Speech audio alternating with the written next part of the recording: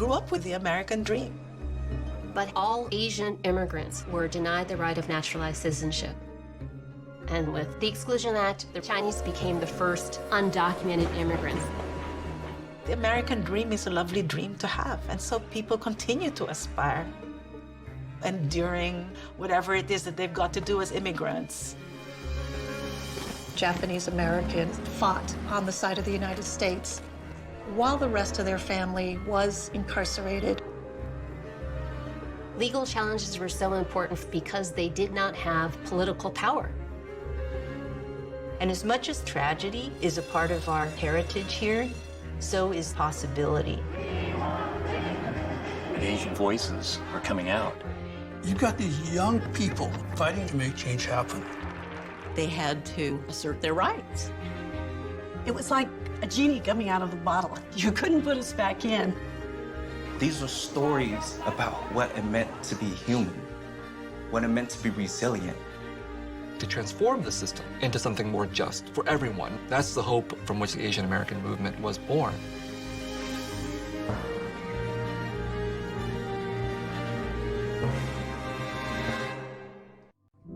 Major funding for Asian Americans was provided by the Wallace H. Coulter Foundation, Just Films, Ford Foundation, National Endowment for the Humanities, Exploring the Human Endeavor, the Arthur Vining Davis Foundations, Investing in Our Common Future, the Freeman Foundation, Carnegie Corporation of New York, K Family Foundation, Long Family Foundation, Spring Wang, and California Humanities. This program is made possible by the Corporation for Public Broadcasting and from contributions to this PBS station from viewers like you. Thank you.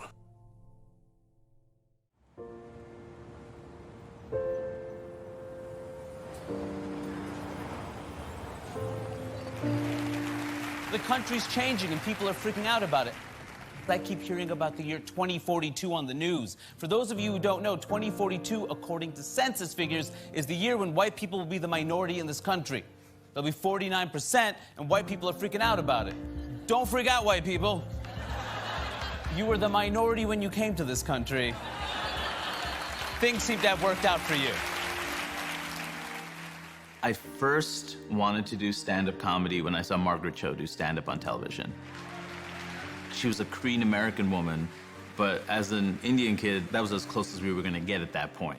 I was in Mobile, Alabama. I was walking down the street, and this man actually calls me a chink. I mean, he actually called me a chink. I was so mad. I just looked at him and said, chink? I'm sorry. Chinks are Chinese. I'm Korean. I'm a gook, all right? Get like a redneck to English dictionary. That fearlessness, she stood out. And it made me believe there was a chance that I could perform in front of people and be accepted.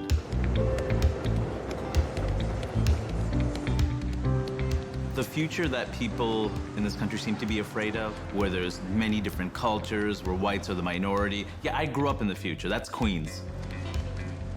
I was always surrounded by diversity. Like, if anything, I was sheltered in diversity. Like, I just assumed the whole country was like Queens, New York. When Hari's parents came to the United States, they were part of a historic wave of new immigrants who would change America. Today, Asians in America are making their presence felt as the country's fastest-growing racial group. In a time when we find ourselves increasingly polarized, Asian Americans are playing an essential role in the future of America.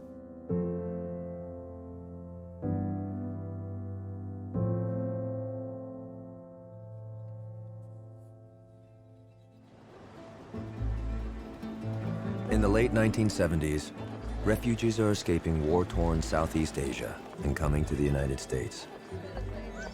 They settle in the big cities, but they also move to small towns across the country.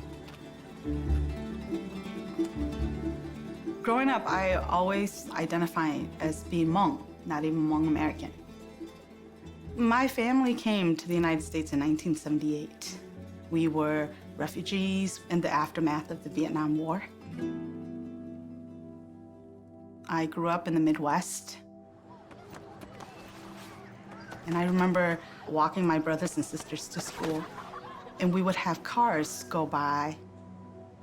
People would throw their ashtrays out the window at us. You know, give us the finger. They would say, you know, chink, gook, go back to your own country. I didn't grow up with a consciousness that actually there were other Asian Americans experiencing similar things. It felt very isolating, and it felt like we just had to suck it up. Mimoir's perspective would be drastically transformed by an event that will rock the Asian American community. It happens in Detroit on a summer night in 1982. Was Vincent Chin beaten to death with a baseball bat because he was Oriental? The brutal slaying has outraged the Chinese community in Detroit and across the nation. I had gone to Detroit in the mid-'70s to be involved in community organizing, to learn about the heartland of America. I actually arrived in Detroit when the auto industry was still booming, and I got hired in as a large press operator in a Chrysler Corporation stamping plant. These were well-paid jobs with full benefits. The city had millions of people whose livelihoods for generations had been based on a manufacturing economy. Then the bottom fell out. In 1979, Detroit's automakers are devastated by an international oil crisis. Gas prices skyrocket. Consumers start buying fuel-efficient foreign cars, and sales of American-made cars plummet. By 1982, 1 in 5 Detroit residents are unemployed. People lost their futures and their children's futures. Pretty soon, the finger of blame ended up on Japan. All of this hatred, you could feel it. It was palpable. Detroiters were invited for 50 cents a smash to take out their anger on Japanese cars. It was in that climate of intense hatred that a 27-year-old Chinese American was getting ready for his all-American bachelor party. Vincent Chin is the only child of a Chinese immigrant couple who adopted him because they couldn't have children of their own. As a teenager, he was a football player with a wide circle of friends. By the summer of 1982, he's all set for a June wedding to his longtime girlfriend, Vicky. A week before his wedding, he was out with his buddies at a bar in Detroit. Inside the bar, 43-year-old Ronald Evans, a foreman at a Chrysler auto plant, and his 23-year-old stepson, Michael Nitz, taunted Chin, mistaking him for Japanese and accusing him for the economic downfall of the U.S. auto industry. The fight ends up outside, where the assailants hunt down Chin and his friends. According to witnesses, Evans took this bat out of the trunk of his car and repeatedly used it to hammer and crush Chin's skull. As his friend held him, his last words were, "It isn't fair. It isn't fair." Vincent's killers plead guilty to manslaughter and face 15 years in prison. But Judge Charles Kaufman sentences them to 3 years probation and a $3,000 fine. He says, these aren't the kind of men you send to prison. I think the Vincent Chin murder was shocking to a lot of Asian Americans, not because it represented something new, but that it actually represented something old. It reminded Asian Americans that progress hadn't really been made. In 1882, you could kill a, quote, Chinaman and get off paying $1. In 1982, you can kill an Asian American and get off paying $3,000. This was not justice, but there wasn't an organization that existed to stand up and say, this is wrong. What began out of that was meetings that started with 4 people, 10 people, 20 people, 100 people, and people were talking about what can we do, what can we do, what can we do? I raised my hand and I said, the world wants to know how the Asian American community feels about this. In depth, Vincent Chin inspired protest marches, rallies, dinners, banquets.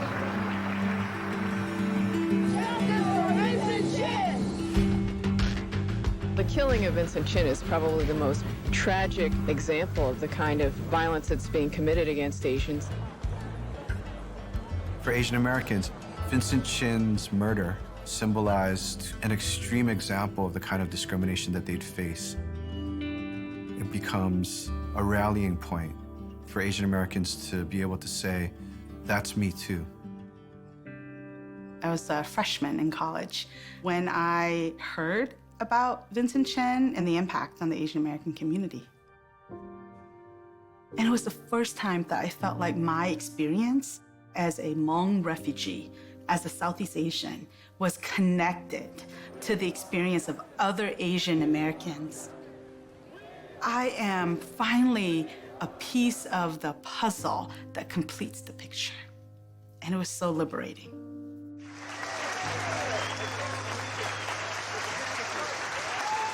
Civil rights organizations of every kind came forward, as well as individuals.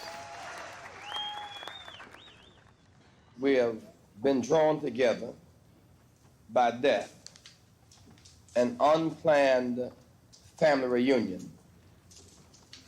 Our hearts are made heavy by a mother who sits here with us, whose son was brutally killed just because he was. What can we do in the aftermath? Those who live, we must redefine America so everybody knows everybody fits in the rainbow somewhere.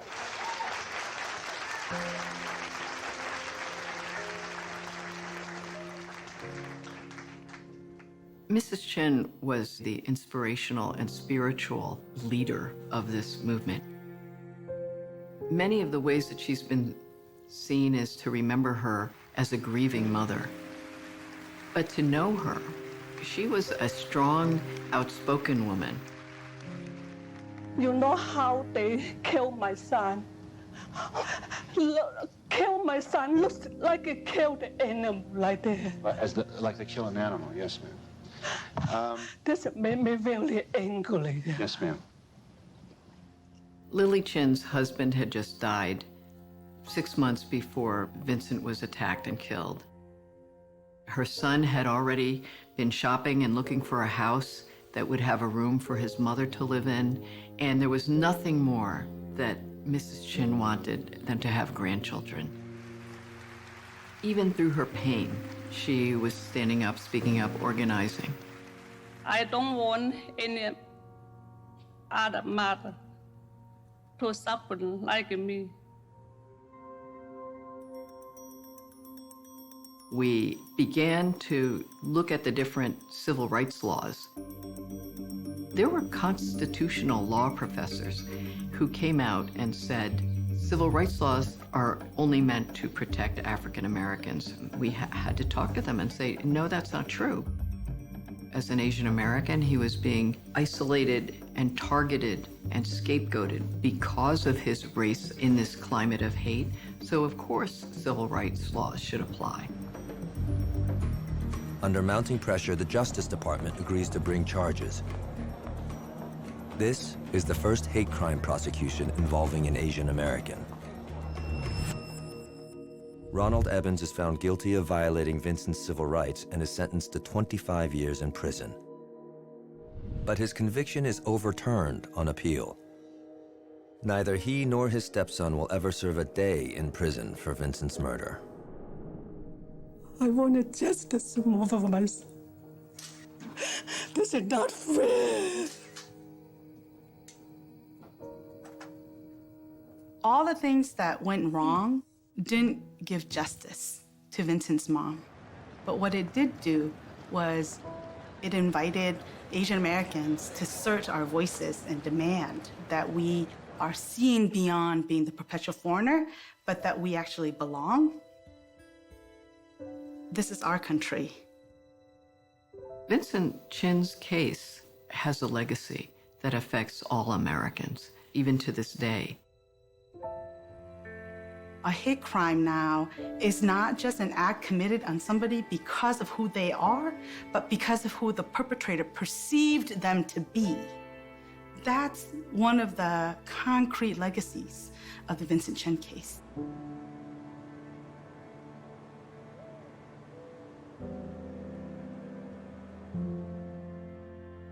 Mimwa's activism leads to her career as the first Hmong politician in the U.S. Though she came to this country as a refugee, she is elected to the Minnesota Senate in 2002, where she will serve for 8 years. The early 1980s is a tipping point. The Asian American population flips from majority US-born to largely foreign-born. New neighborhoods pop up all over the United States.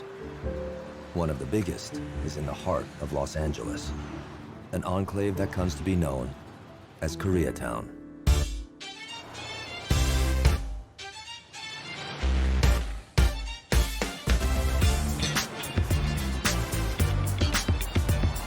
Koreatown was a physical space where you could migrate here and never have to encounter the mainstream. We had our grocery stores, our restaurants, watch repair stores, wig shops, you name it. You could transact daily life without breaking into English. When I think about Koreatown, I really think about the Sundays with my family. It would be like a whole day. We'd like go there in the morning, go to church service, and then after that, we'd go and have like a family meal together. And then my parents would go to their video store. For our family and many families, a store was like a second home. We had birthday parties there. And I know a lot of Korean American store owners had a little cot in the back or someplace where people ate meals.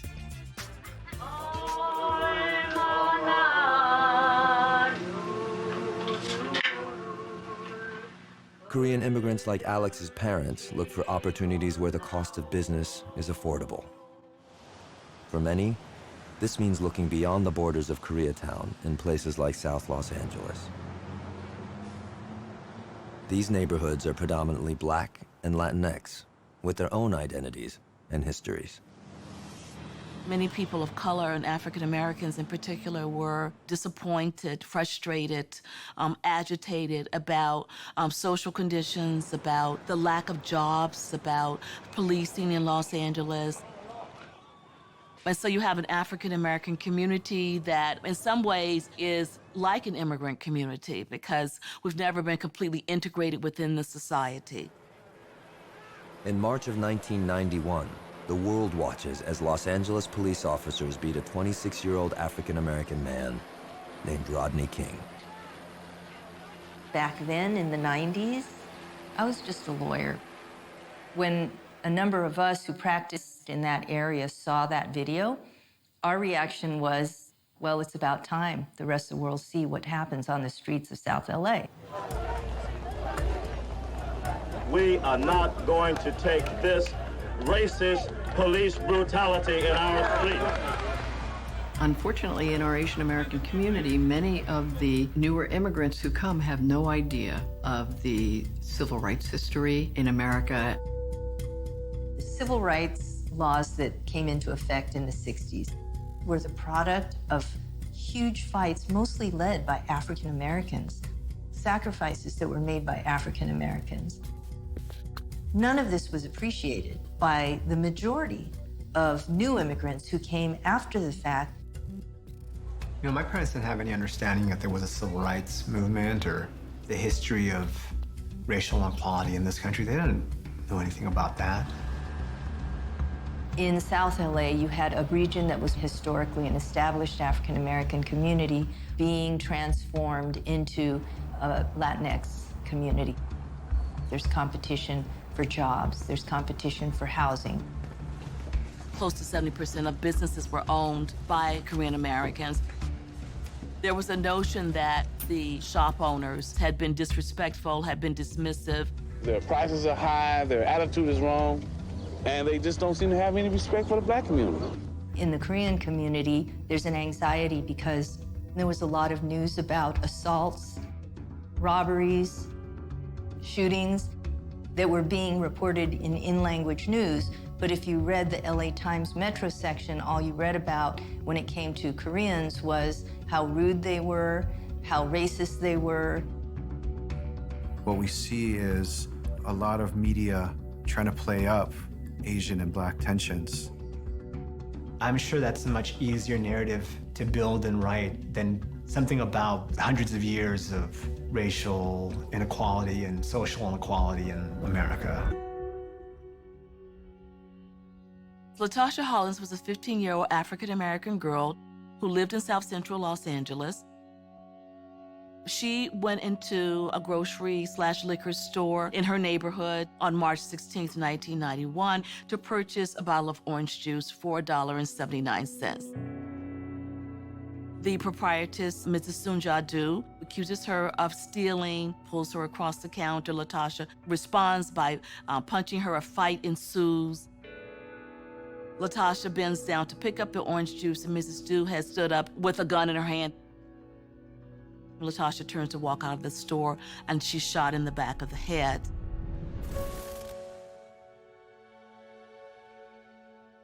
This particular incident comes to represent all these grievances that have been building up.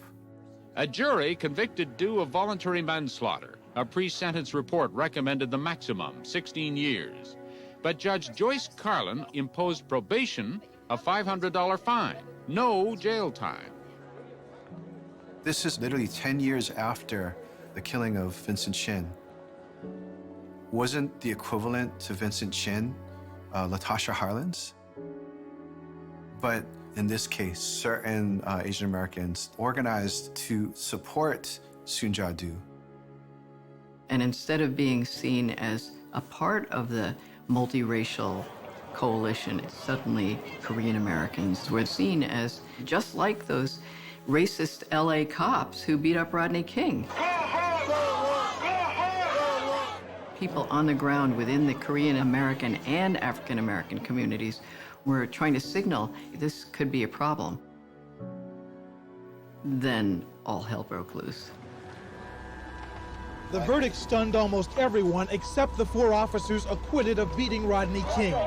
Sheriff's deputies escorted them from the courthouse to face a hostile crowd.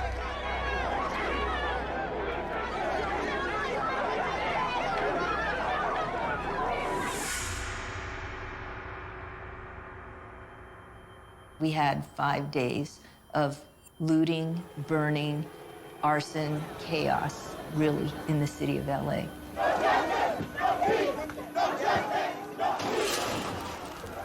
The fire department, they felt unsafe rolling out.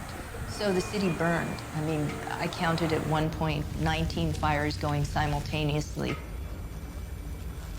I remember the whole thing playing out on TV, much as the first Gulf War had played out on TV, that it was kind of, I don't know, infotainment in a way.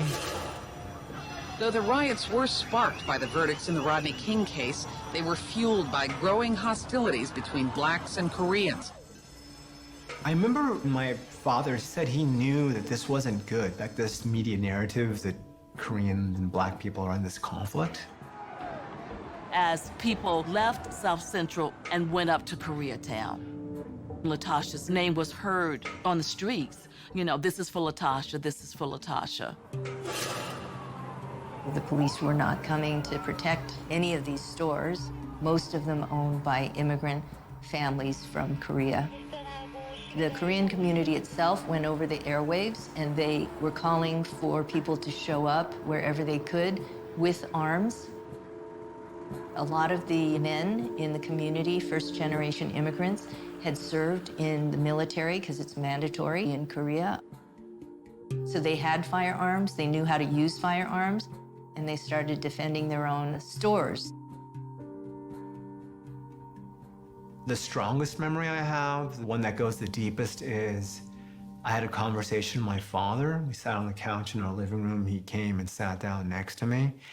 He said that the violence and looting in Koreatown was getting really bad, and that he had to go and defend the store, that he had obtained a gun, and that he was going to go down there and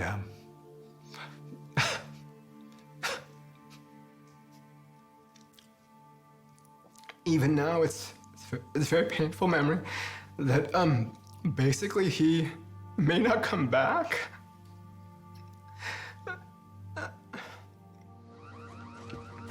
Alex's parents' store is destroyed, along with more than 2,000 other Korean-owned businesses. This is America! We have to stand our pride! Human dignity! Where is our human dignity?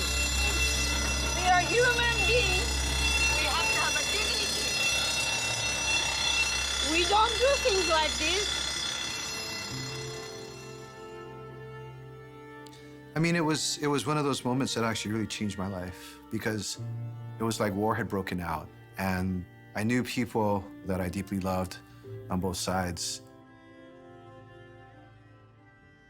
And for me, you know, I had come up really deeply believing in this third world strike ideal and this idea of a rainbow coalition. It was like not just people's lives were at stake, but also our revolutionary dreams were kind of going up in smoke.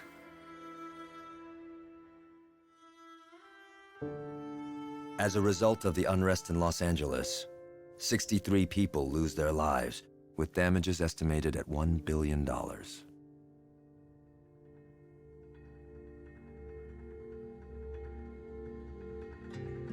Because the rioting had destroyed their businesses, my family's financial situation changed drastically. We had to move from where we were living. You know, they were under tremendous stress to figure out what they were going to do to feed me and my brother. That trauma stayed with them. It marked them as people. I made a documentary about my family's experience with the riots. 폭동 집안이 상당히 힘든 걸로 생각이 나요. 그거 지나고. After the riots, my parents and I barely discussed it. So the film was a way for me and my parents to engage about it.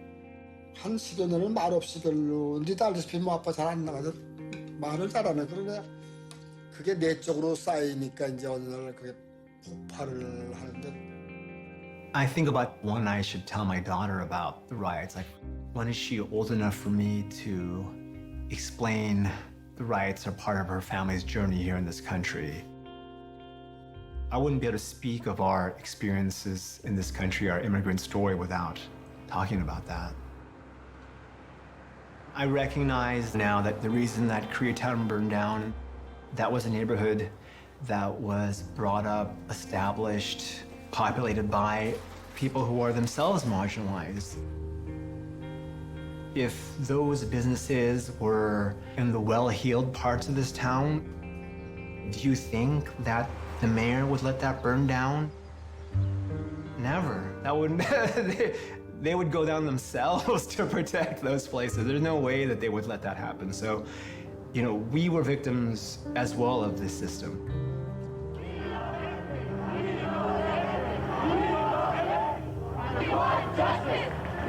There was a consciousness that woke out of the fire and the chaos and the crisis that hit LA. Korean America was born in 1992.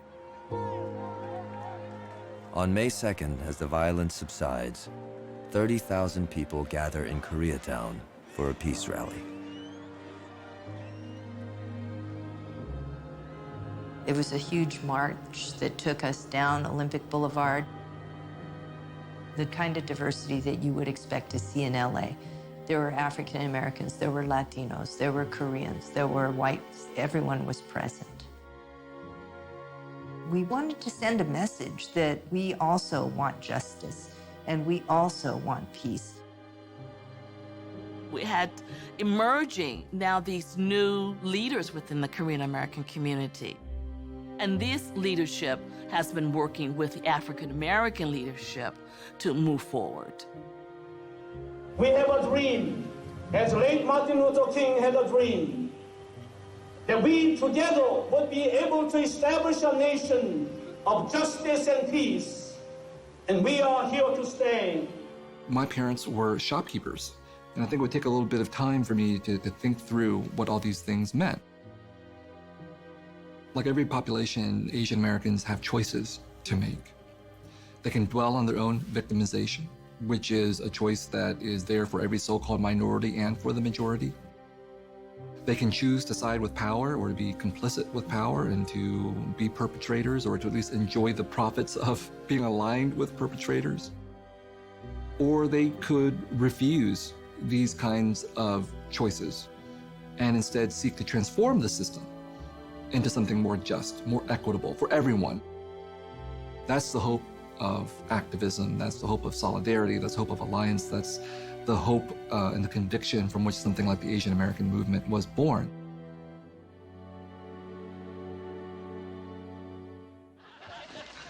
Margaret, do you know why I encouraged your brother to become a cardiologist? No. Because I always knew that one day you'd give me a heart attack. What are you wearing? In 1994, I remember All American Girl coming out and it being a big deal because it was an Asian family on TV. I'm American, Eric is American, even Stuart is American. Tell her. And I remember there being criticisms of the show, and even from within like the community. But I remember watching it and just thinking it was like so great to see this and normalizing.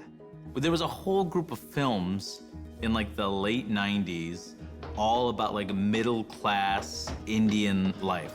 Mom, leaving the house is leaving the house no matter where you go. But just be a good boy and let her do her puja.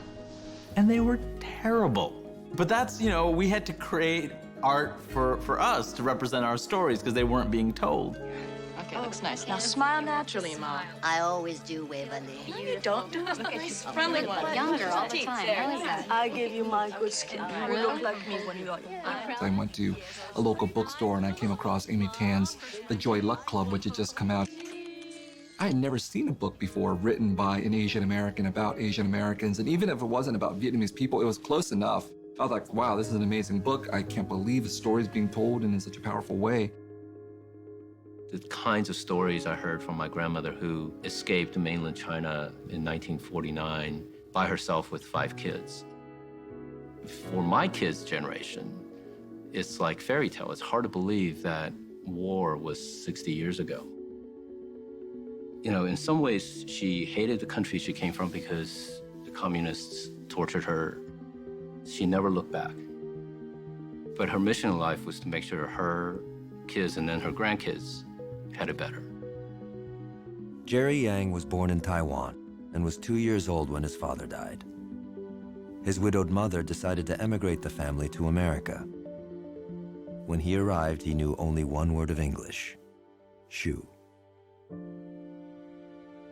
My mom was a single mother, and I was the firstborn, so I was expected to go to college, get a job, make money, so my mom doesn't have to pay for us anymore. Jerry is accepted to Stanford University. There, he forms a partnership with fellow student David Philo. The two of them create a business that changes the way that Americans engage with the world.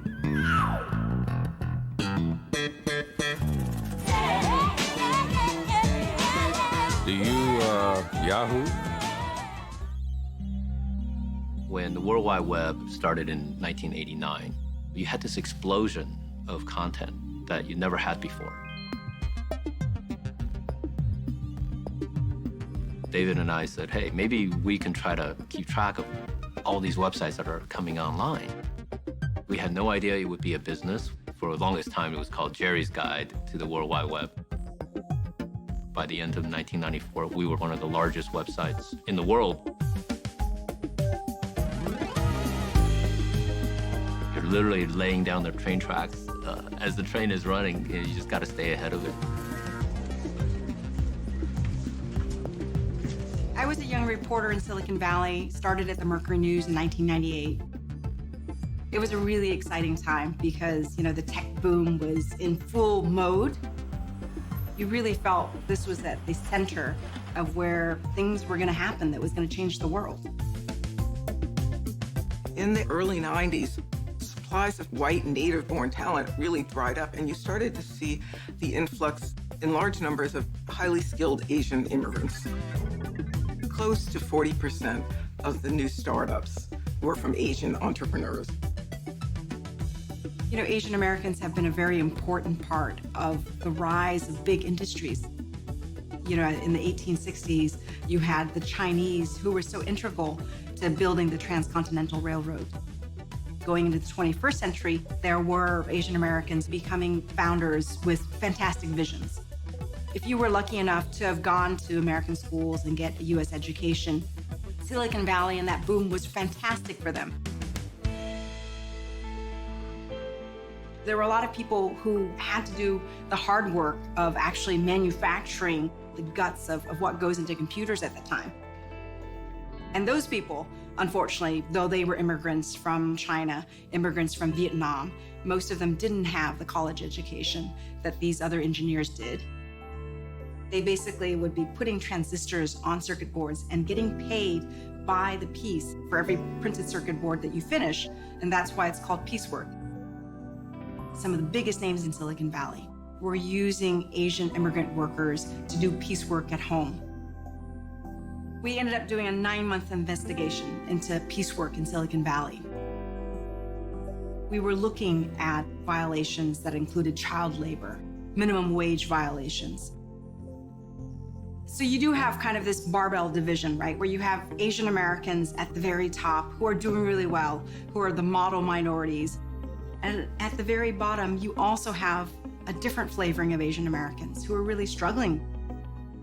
A lot of them were refugees like myself and my family. You know, there weren't too many people in the San Jose Mercury newsroom who can go into the Vietnamese American community to ask them about piecework. You know, in the aftermath, I just realized that as a journalist of color, I need to be able to tell the stories of my community. Jerry Yang draws from his own bicultural experience as an immigrant to become a maverick of the internet revolution. During the starting of the internet craze and starting Yahoo, I still identified as Asian American, there's no question, but especially when I went back to Asia to do business, you know, my identity really helped. Immigrants were part of opening up India. Apple wouldn't be in China without the help of Asian immigrants. You wouldn't have manufacturing in Taiwan. Many pieces of the global economy are fueled by the contributions of the Asian immigrants in Silicon Valley. If you look at our children, they live in a more global world today than we did 30 years ago, but in many ways more divided. And for me, making sure they know who they are, the history of the places that they come from, first and foremost, America. You want to prepare them to be the most impactful citizens of their community that they can be. In many ways, that's what my mom did for us by moving to the US. When people's backs against the wall and there's nowhere else to go, you go forward.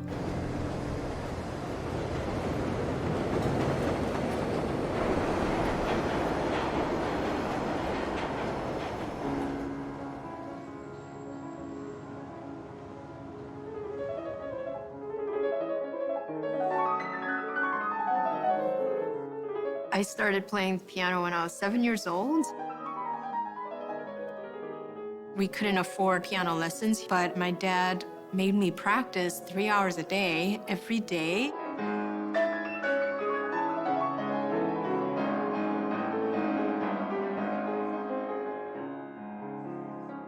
My parents are from South Korea.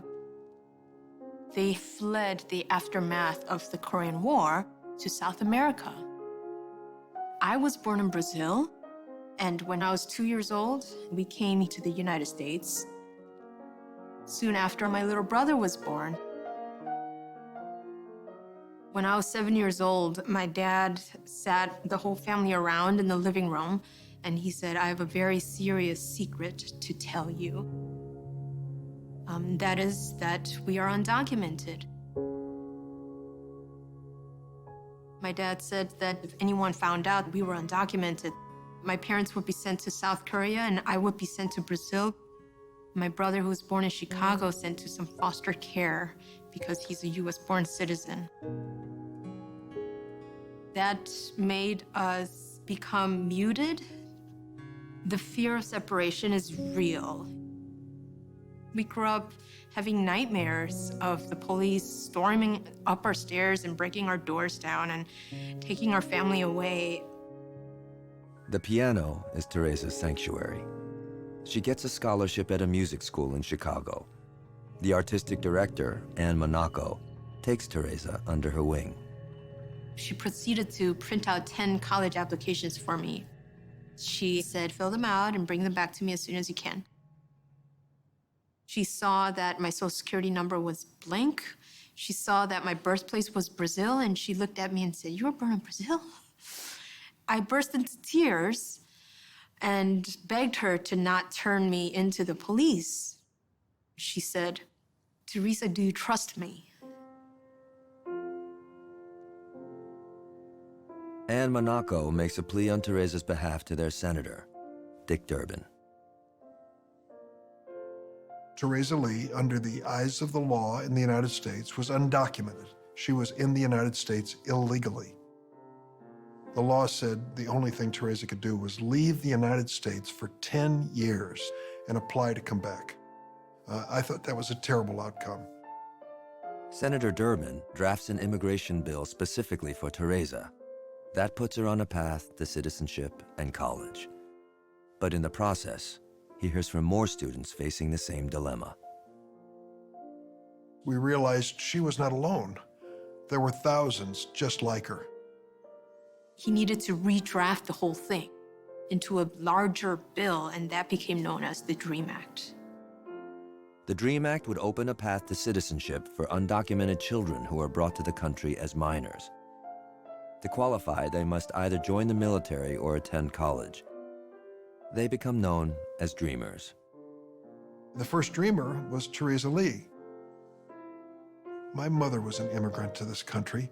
She didn't become a citizen until she was in her mid-20s, a mother with 2 children. If you're here through no fault of your own, you ought to have a chance to prove yourself and be part of America's future. The DREAM Act is co-sponsored by Republican Senator Orrin Hatch. The bill attracts overwhelming support on both sides of the aisle. 2001, we had a hearing set. 62 votes were lined up, and President Bush was ready to sign it into law. I was set to perform a little concert for the senators. I was ready to fly to DC, and the subways were closed. There were no cabs available. Everyone was talking about this attack. It's 8:52 here in New York. I'm Bryant Gumbel. We understand that there has been a plane crash on the southern tip of Manhattan. You're looking at the World Trade Center.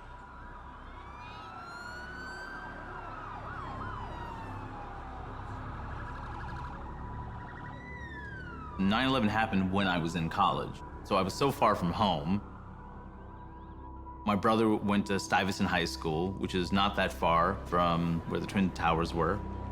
So that day was horrible for everybody because my city was attacked. I don't know where my brother is. I am very far away. I feel very alone.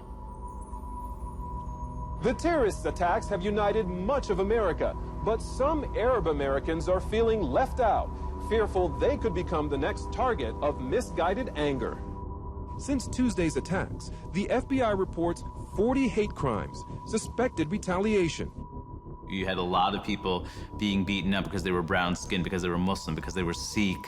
In Mesa, Arizona, a man from India was killed at his convenience store because he looked Middle Eastern. One of the weirder parts about being a brown person in that post-9/11 era is you get victimized twice. Like, on one hand, you're afraid of terrorism as much as anybody else is at that point. Like, that's all you're hearing from the media, and then your country hates you. They don't say it openly, but when people are yelling things to you, telling you to go back to countries you're not even from because you're from America. Go home. You don't like America? Leave this country. We're proud to be Americans. You start to get the hint. On Thursday, September 13, there was a cabinet meeting with the House and Senate, Democratic and Republican leadership. Congressman from Detroit, Michigan, said, "Mr. President, we have a large population of Middle Easterners and Muslims, and they're very concerned about all the rhetoric." The President said, "You're absolutely correct. We don't want to have happen today what happened to Norm in 1942. Upon arrival at their new quarters, the evacuees voluntarily registered. What this means for the Japs, nobody knows. What it means to us, everybody knows. And it didn't happen again in the same way. The Bush administration has been conducting a top-secret surveillance program without warrants in Muslim communities. What happens after 9/11 is immigration policy moves from trying to create pathways to citizenship to being wholly about closing the door and deporting people. Any immigrant-friendly legislation was out of the question. The DREAM Act was canceled, and that meant the undocumented immigrants were at risk. It wasn't so public, let's round them up, put them into camps, but it was like quietly and quickly deport people, arrest people. It's like that Ansar Mahmoud case.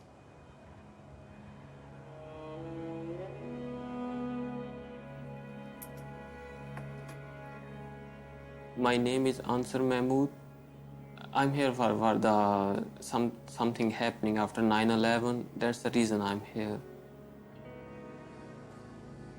Born in Pakistan, Ansar Mahmoud moved to New York's Hudson Valley in 2000 after his dream came true.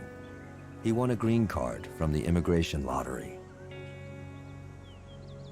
I like to quiet life, try to relax.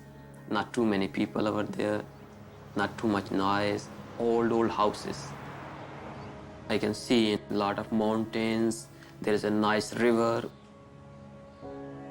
One evening in October 2001, Ansar is taking photos of the Hudson Valley landscape to send home to his family.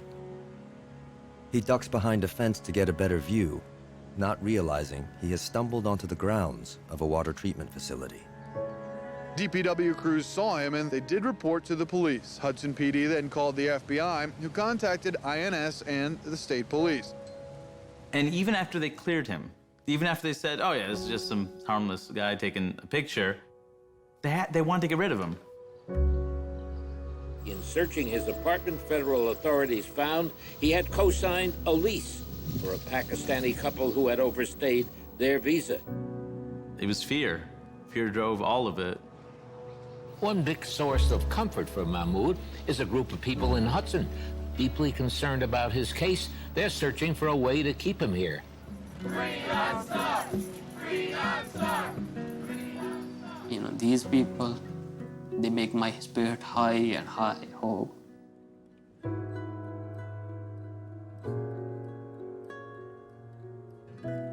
I still believe this country is good, it's lovable. You can live here, you can work. Even after all that's happened? After all this happening. I rise today to speak about an issue that's timely and controversial. It's the issue of immigration. After September 11th, the DREAM Act is reintroduced a number of times in the Senate, but never achieves enough votes to become law. And 2012, dreamers started organizing.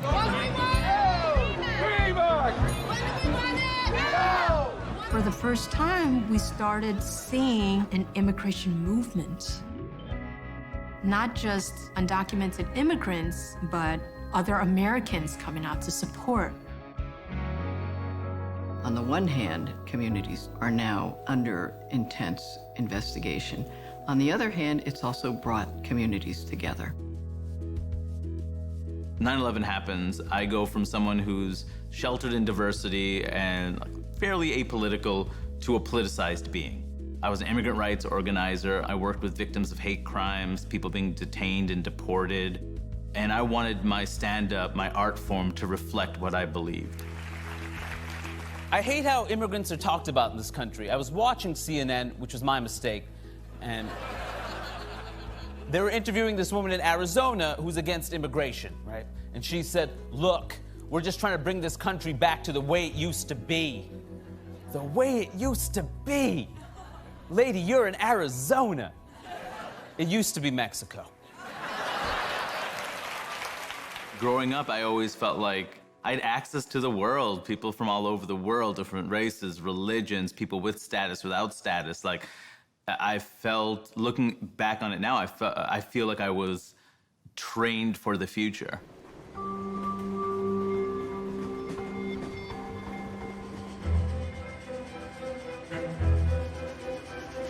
They were seen as outsiders, dreamers who could never become American.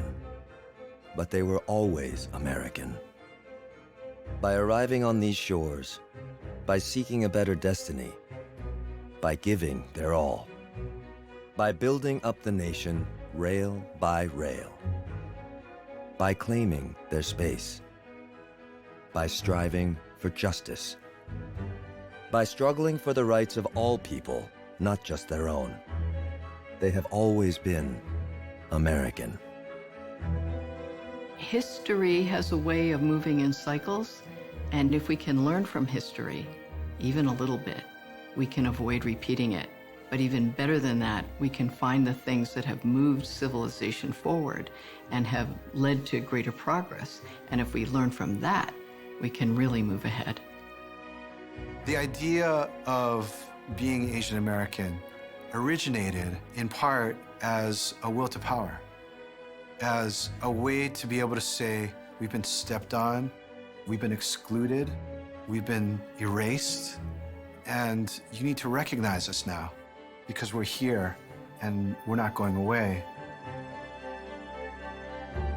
The very idea of the Asian American contains within itself an endless range of possibilities, is a part of who we are.